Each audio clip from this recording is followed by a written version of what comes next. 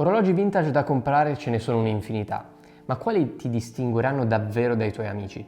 Il mondo dell'orologeria è diventato particolarmente omogeneo negli ultimi anni, fino a diventare quasi noioso. Quasi tutti indossano gli stessi orologi, un po' per moda e un po' per il concetto di orologio investimento che è sempre esistito ma è diventato sempre più forte negli ultimi anni. Il vintage è un mondo che i ragazzi come noi stanno scoprendo sempre di più.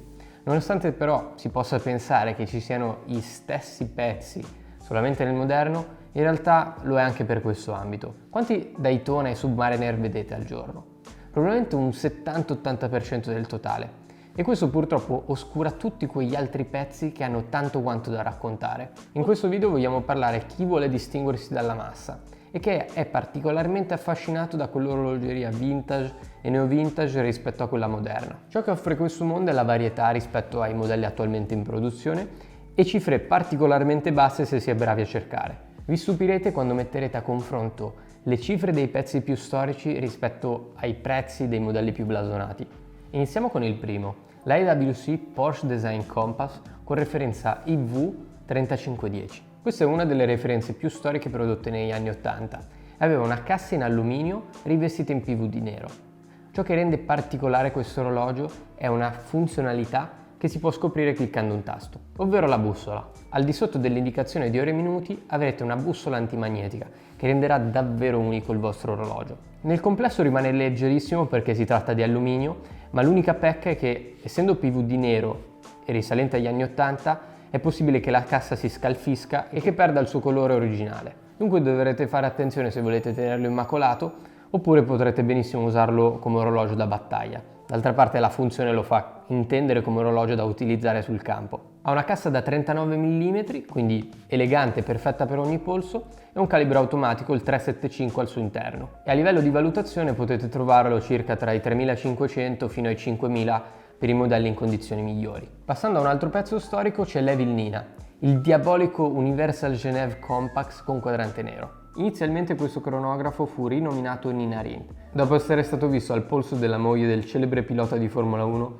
Jochen Karl Rindt. Nina lo indossava con un cinturino detto a polsino, che era lo stesso indossato da Paul Newman col suo Daytona 6239. Il Compax di Universal Genève è un orologio puramente anni 70, perché abbiamo un cronografo con 3 contatori, con quadrante nero, ghiera in bachelite, che ha tante somiglianze col Daytona 6241. Questo però è molto più di nicchia e figo da possedere. L'Evil Nina è l'alter ego del Nina Rindt, identificato con la referenza 885103-1 e si distingue per la configurazione con quadrante reverse panda e l'aggiunta della lancetta diabolica rossa. Secondo noi rappresenta uno degli orologi migliori nel mondo del vintage da comprare oggi.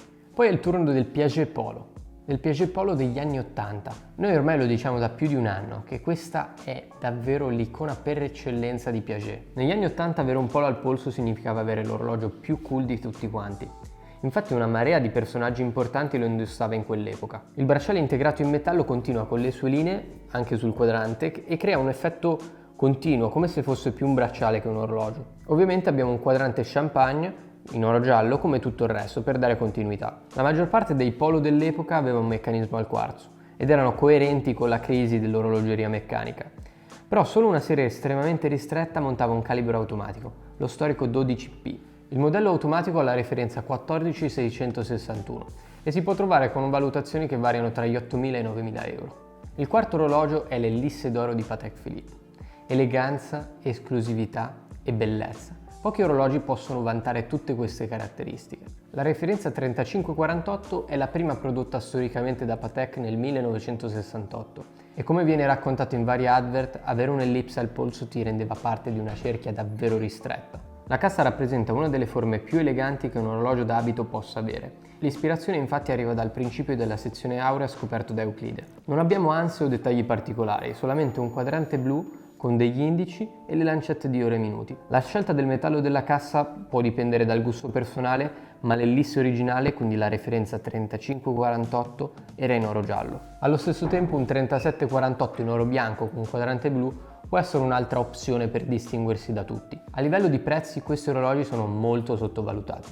Infatti si possono trovare circa tra i 7 e i 9.000 euro. E parlando di orologi sottovalutati non possiamo che menzionare Breguet, l'ultimo orologio che abbiamo scelto. Non basterebbero forse 10 video per raccontare tutto il genio di Breguet, Però questo cronografo, il 3237, rappresenta davvero una delle epoche più interessanti per il marchio, quella degli anni 80. In quegli anni la proprietà del marchio era dei fratelli Chaumet, dei gioiellieri. Era un periodo molto difficile, la crisi del quarzo aveva distrutto tutto il settore dell'orologeria meccanica e aveva fatto fallire una marea di marchi svizzeri. Nel caso di Breguet fu affidata la direzione creativa a Daniel Roth, un orologiaio indipendente davvero d'eccezione, che fu responsabile della creazione degli orologi da polso più collezionabili del marchio. Il 3237 è un cronografo con base Alemania, esattamente come il Patek 5070. È un orologio davvero incredibile. Abbiamo tutte le caratteristiche che racchiudono il nome Breguet.